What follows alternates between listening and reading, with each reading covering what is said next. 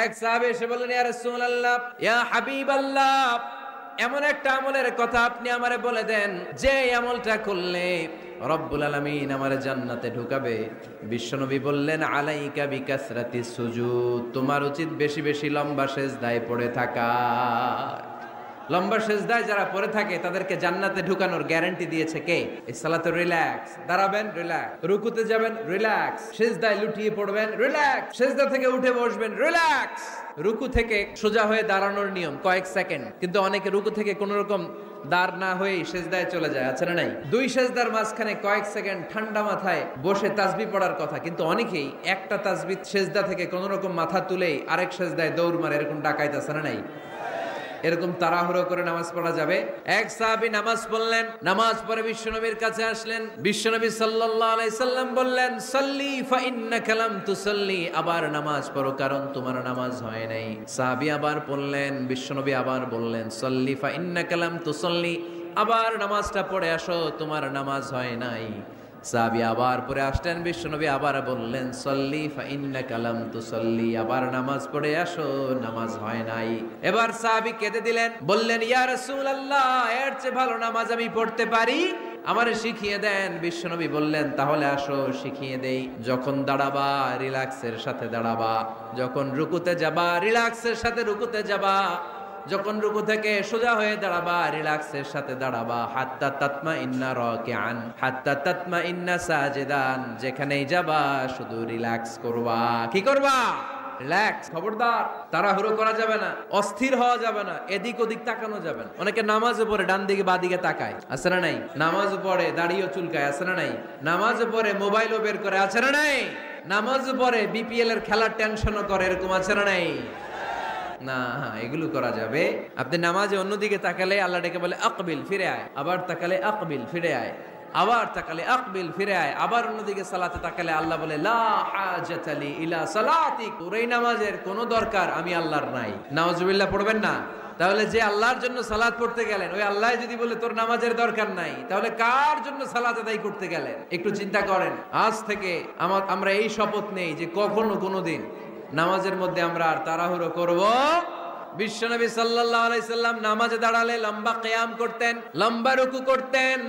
আম্মা জান আয়েশা রাদিয়াল্লাহু তাআলা আনহা বলেন, বিশ্বনবী যখন নামাজে দাঁড়াতেন, বিশ্বনবীর পাগুলো ফুলে ফুলে টিউমারের মতো এত মোটা হয়ে যেত, মোটা হয়ে যেত, টিউমার হয়ে যেত পায়ের মধ্যে। আম্মা জান আয়েশা বলেন, এত লম্বা সময় বিশ্বনবী দাঁড়িয়ে থাকতেন, আমি মনে করতাম বিশ্বনবী মনে হয় রুকু করতে ভুলে গিয়েছে। আবার রুকুতে যে এত লম্বা রুকু করতেন, আমরা মনে করতাম রুকু থেকে দাঁড়াতে ভুলে গিয়েছে। আবার বিশ্বনবী প্রথম সেজদায় যে এত লম্বা সময় সেজদা করতেন, আমরা মনে করতাম দ্বিতীয় সেজদা করতে বিশ্বনবী ভুলে গিয়েছে।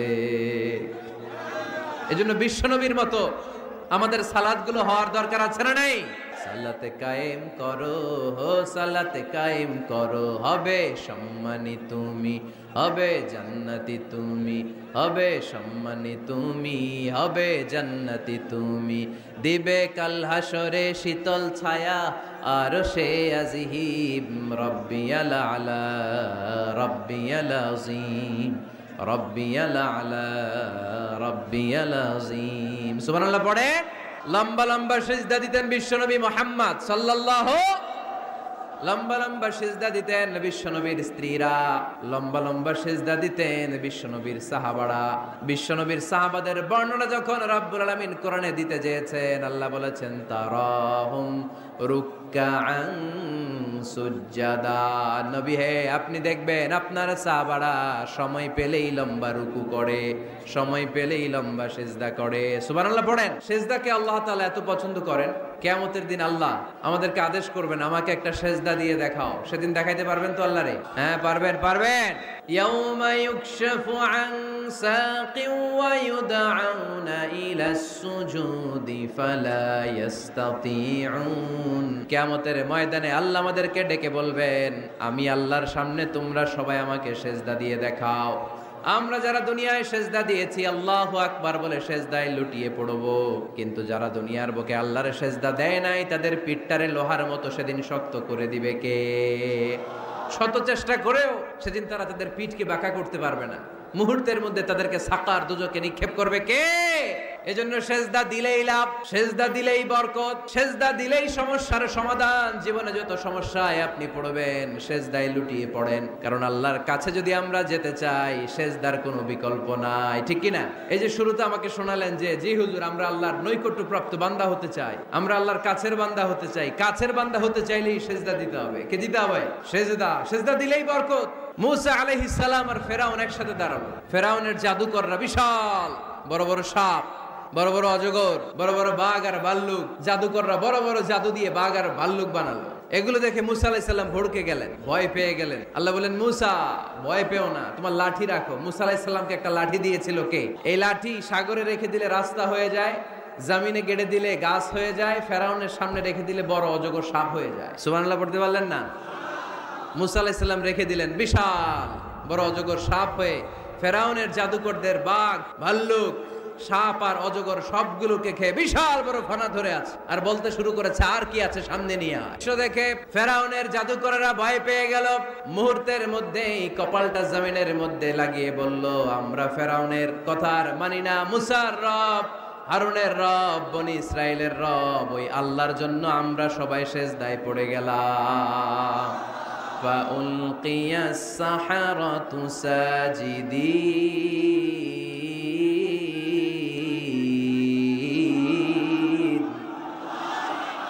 মুহূর্তে এরা সেজদায় পড়ে গেল। সেজদা দেওয়ার সাথে সাথে এদেরকে হেদায়েত দিল কে? এই দুনিয়াতে কেউ কাউরে হেদায়েত দিতে পারে না, হেদায়েত করার মালিক একজন। তিনি কে? কোন নবী কাউরে হেদায়েত দিতে পারে? কোন ওলি, কোন শহীদ, কোন সালেহ, কোন বুজুর্গ? হেদায়েত দেওয়ার মালিক একজন। চিল্লায় বলতে হবে তিনি কে? ইন্নাকা লা তাহদি মান আহবাবতা ওয়ালাকিন্নাল্লাহা ইয়াহদি মান ইয়াশা। নবী হে, আপনি চাইলেই কাউকে হেদায়েত দিতে পারবেন না। হেদায়েত দেওয়ার মালিক কে? এই পৃথিবীতে অনেক বাবা ছিল নবী, ছেলের হেদায়েত হয় নাই, আছে না? আছে না?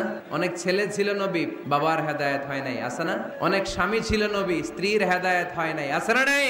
তার মানে কেউ কাউরে হেদায়েত দিতে পারে না। হেদায়েত দেওয়ার মালিক একজন। চিল্লায় বলতে হবে তিনি কে?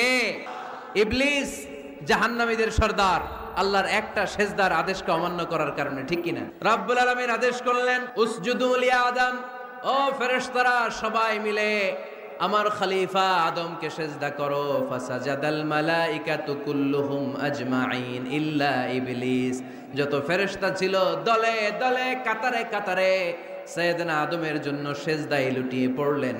একজন ছাড়া, সে হলো ইবলিস। মুহূর্তের মধ্যে তারে জাহান্নামের লিডার বানায়া দিল কে? কয়টা সেজদার আদেশ অমান্য করেছে? সবাই বলতে হবে কয়টা? আমরা অমান্য করতেছি কয়টা? শয়তান মিস করছে কয়টা সেজদা? গাইবান্দার ভাইরা এখন আওয়াজ নাই গলায়। ইবলিস শয়তান সেজদা মিস করছে কয়টা? আপনি মিস করছেন কয়টা? হ্যাঁ, কোনো হিসাব নাই। এজন্য বেশি বেশি সেজদা দেওয়ার দরকার আছে না নাই? সালাত আদায়ের দরকার আছে না নাই? কেমন করে আল্লাহর কাছে যাব? আল্লাহ বলেন ওয়াসজুদ ওয়াক্তারিব। আমার সাথে সাথে আওয়াজ করে পড়তে হবে, ওয়াসজুদ ওয়াক্তারিব, ওয়াসজুদ ওয়াক্তারিব। মানে সেজদায় লুটিয়ে পড়ো, আমি আল্লাহর কাছে চলে আসো। এখন থেকে অসুস্থ হলে কি করবেন? হ্যাঁ, সেজদা দিবেন। বিপদে পড়লে কি করবেন? বাবার দরবারে যাবেন না? হ্যাঁ, পরীক্ষায় পাশ করতে চাইলে কি করবা? সেজদা দিয়ে কারে বলবো? আল্লাহরে বলবো। তিনি সবকিছুর সমস্যার সমাধান করে দিতে পারেন, ঠিক কিনা? তাহলে কোরআনের আলোকে আমরা জানলাম আল্লাহর কাছে যাওয়া যায় সেজদার মাধ্যমে। এবার যদি সুন্নাহর আলোকে জানতে চাই কি করে আল্লাহ তাআলার কাছে যাওয়া যায়, সুন্নাহ আমাদেরকে জানায় বেশি বেশি নফল ইবাদত করলে আল্লাহর প্রিয় ভাজন, নৈকট্যপ্রাপ্ত বান্দা হওয়া যায়। পড়েন সুবহানাল্লাহ। এজন্য রাব্বুল আলামিন বলেন, মা ইয়াজালু আবদি ইয়াতাকাররাবু ইলাইয়া বিন নওয়াফিল। আমার বান্দা যখন বেশি বেশি আমার জন্য নফল ইবাদত করে, এগুলো করার মধ্য দিয়ে বান্দা আমার কাছে আসতে থাকে। পড়েন সুবহানাল্লাহ। যত নফল ইবাদত করবেন তত আল্লাহর কাছে যাবেন। ফরজ তো করাই লাগবে, এটা কম্পালসারি, অব্লিগেটরি। ফরজ তো করা লাগবেই, কিন্তু আল্লাহর কাছে যেতে চাইলে কাছে যাওয়া যায় ফরজ দিয়ে না নফল দিয়ে? নফল দিয়ে। চিল্লায় বলেন কি দিয়ে? নফল হচ্ছে ওভারটাইম। নফল কি? ওভারটাইম করে যেমনি বেশি টাকা কামানো যায়, তেমনি নফল ইবাদত করে আল্লাহ তাআলার প্রিয় ভাজন বান্দা হওয়া যায়, কাছে যাওয়া যায়। চিল্লায় বলেন ঠিক কি না? আল্লাহ বলে, আমার কোন বান্দা যদি বেশি বেশি নফল ইবাদত করা শুরু করে দেয়, সে আমার এত কাছে আসে, এত কাছে আসে, এত কাছে আসে, তখন কান দিয়ে যে যা শুনে সে তার নিজের কানে শোনে না, আমি আল্লাহর কানে শোনে। কোন সুবহানাল্লাহ। চোখ দিয়ে তখন সে যা দেখে নিজের চোখে দেখে না, আমি আল্লাহর চোখে দেখে। আল্লাহু আকবার। হাত দিয়ে যখন বান্দা কিছু ধরে নিজের হাতে ধরে না, আমি আল্লাহর হাতে ধরে। পা দিয়ে যখন আমার বান্দা হেঁটে যায়, বান্দা নিজের পায়ে হাঁটে না, আমি আল্লাহর পায়ে হাঁটে। তার মানে আমি আর আমার বান্দার মধ্যে তেমন গ্যাপ থাকে না। সে যখন শুনে কেমন যেন আমার কানে শুনে, সে যখন দেখে কেমন যেন আমার চোখে দেখে, সে যখন ধরে কেমন যেন ওই জায়গায় আমি আল্লাহর হাত যুক্ত হয়ে যায়। সে যখন দৌড়ায় কেমন যেন আমি আল্লাহর পা দিয়ে দৌড়ায়। চিল্লায় বলেন ঠিক কিনা? বদরের প্রান্তরে 1000 সৈন্যবাহিনী, তলোয়ার অস্ত্র শস্ত্রে সজ্জিত ঘোড়সাওয়ার বাহিনী। বিশ্বনবী গেলেন 313 জন নিয়ে, তলোয়ার নাই, ঘোড়া নাই, কিচ্ছু নাই। আল্লাহর উপর ভরসা করে বিশ্বনবী এক মুষ্টি বালি নিয়ে ওয়াশাহাতিল উজু বলে নিক্ষেপ করলেন। মুহূর্তের মধ্যে প্রতিটি ধুলিকণা বালিকণা কাফেরদের চোখের ভেতরে ঢুকাই দিল কে? কারণ আল্লাহ তখন বিশ্বনবীরে ডেকে বলেছেন, নবী আপনি যখন বালু মেরেছেন নিজের হাতে মারেন নাই, যখন বালু নিক্ষেপ করেছেন মূলত আমি আল্লাহর হাত দিয়ে বালু মেরেছেন। ওমা রামাইতা ইয রামাইতা ওয়ালাকিন্নাল্লাহা রামা। যখন আপনি বালু মেরেছেন, এক মুষ্টি বালু যখন কাফেরদের চোখে নিক্ষেপ করেছেন নিজের হাতে করেন নাই, কেমন যেন আমি আল্লাহ আমার হাতে বালুটা নিক্ষেপ করেছি। আপনি শুধু বালু নিয়ে নিক্ষেপ করেছেন, আর প্রতিটি ধুলিকণা বালিকণা আমি প্রতিটি কাফেরের চোখের ভিতরে ঢুকাই দিয়েছি। পড়েন আল্লাহু আকবার।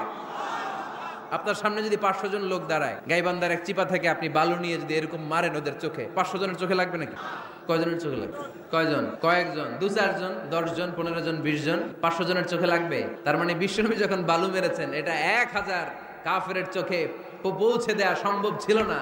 বিশ্বনবী শুধু মেরেছেন, ওইখানে বালু কণাগুলো কাফেরের ধুলি কণাগুলো কাফেরের চোখের ভেতরে পৌঁছে দিয়েছে কে?